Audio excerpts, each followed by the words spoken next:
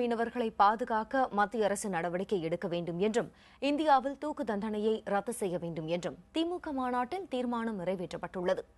திருச்சி திமுக மாநாட்டில் 15 தீர்மானங்கள் நிறைவேற்றப்பட்டன. சேது சமுத்திர திட்டத்தை நிறைவேற்ற மத்திய மாநில அரசுகள் உதவ வேண்டும் என வலியுறுத்தப்பட்டுள்ளது. கச்சத்தீவில் தமிழக மீனவர்கள் மீன்பிடிக்க உரிமை இல்லை என சென்னை உயர்நீதிமன்றத்தில் மத்திய அரசு பதில் மனு தாக்கல் செய்ததற்கு கண்டனம் தெரிவிக்கப்பட்டது. அடுத்த மாதம் நடைபெறவுள்ள ஐநா மனித உரிமை மாநாட்டில் இலங்கைக்கு எதிராக இந்திய அரசு தனி தீர்மானம் கொண்டு வர வேண்டும் எனவும் தீர்மானம் நிறைவேற்றப்பட்டுள்ளது. இந்தியாவில் தூக்கு தண்டனையை ரத்து செய்ய வேண்டும் என்றும் காவிரி நதிநீர் பிரச்சினைக்கு தீர்வு காணும் வகையில் காவிரி மேலாண்மை வாரியம் மற்றும் காவிரி ஒழுங்குமுறை குழு ஆகியவற்றை உடனடியாக அமைக்க வேண்டும் எனவும் மாநாட்டில் வலியுறுத்தப்பட்டுள்ளது.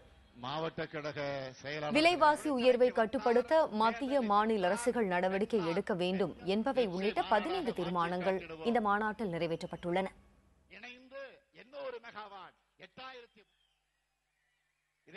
தமிழக சட்டப்பேரவை பெண்கள் பாதுகாப்பாக நடமாட முடியவில்லை. பாலியல் கொடுமைகள் சர்வசாதாரணமாக நடைபெறுகின்றன. கூலிப்படையினரின் அட்டூழியங்கள் கொடிகட்டி பறக்கின்றன. மொத்தத்தில் தமிழகமே அபாயகரமான பூமியாக மாறிவிட்டது. இவ்வாறு சட்டம் ஒழுங்கு நிலைமை அழுகி போய்விட்டதை சிறிதும் உணராமல் தமிழகம் அமைதி பூங்கா என்று சொல்லிக்கொண்டே ஜெயலலிதா மாய்மாலம் செய்து வருவதை இம்மாநில மாநாடு வன்மையாக கண்டிக்கிறது. சட்டமன்ற தேர்தலின் போது அளித்த வாக்குறுதிகளை நிறைவேற்ற அதிமுக அரசு தவறிவிட்டதாக திமுக பொருளாளர் மு.க.ஸ்டாலின் குற்றம் சாட்டியுள்ளார். சட்டப்பேரவையில் வெளியிட்ட அறிவிப்புகளும் நடைமுறைப்படுத்தப்படவில்லை என்றும் அவர் தெரிவித்தார். திருச்சியில் நடைபெற்று வரும் திமுக மாநாட்டில் பேசிய அவர் அதிமுக அரசு தொடர்ந்து மக்களை ஏமாற்றி வருவதாக தெரிவித்துள்ளார். 2006இல் திமுக ஆட்சிக்கு வந்தபோது 2 மணி நேரமாக இருந்த மின்வெட்டு தற்போது பல மணி நேரமாக அதிகரிக்கப்பட்டிருப்பதாகவும் அவர் கூறினார். மின்வெட்டால் தமிழக மக்கள் கடும் பாதிப்புக்கு உள்ளாகி வருகின்றனர் என்றும் மு.க.ஸ்டாலின் குற்றம் சாட்டினார்.